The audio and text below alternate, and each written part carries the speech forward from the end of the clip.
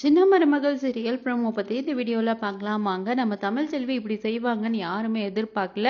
குழந்தைக்காக எந்த எக்ஸ்ட்ரீம் எல்லைக்கும் போவாங்கன்றது இப்பதான் தெரியுது. பார்த்தீங்கன்னா குழந்தை இல்லாம நம்ம அழகரே தூக்கிட்டு வந்துட்டாங்க. ஆனா குழந்தை இல்லாம என்னால இருக்க முடியாது அப்படின்னு சொல்லி நகையெல்லாம் அடகு வச்சு காசு ரெடி பண்ணி ஃப்ளைட்லேயே போறாங்க சென்னைக்கு.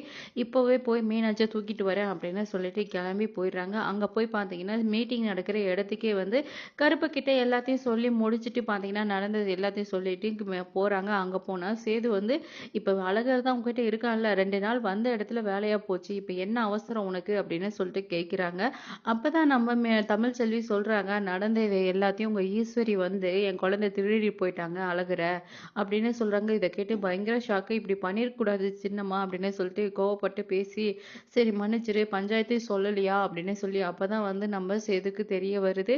மீனாட்சியும் கொடுத்துடுறாங்க. மீனாட்சியை வாங்கிட்டு கெத்தா சும்மா சூப்பரா பார்த்தீங்கன்னா அந்த பெரிய வீட்டுல இறங்கி நம்ம ஈஸ்வரி முன்னாடி பார்த்தீங்கன்னா எங்க முன்னாடி என்னையும் என் குழந்தை யாரான்னு யார் நினைச்சாலும் பிரிக்க முடியாது, அப்படி நினைச்சா அவங்கள சும்மாவே விட மாட்டேன் அப்படின்னு சொல்லிட்டு ஒரு புயல் மாதிரி ஈஸ்வரி முன்னாடி சொல்லிட்டு போறாங்க.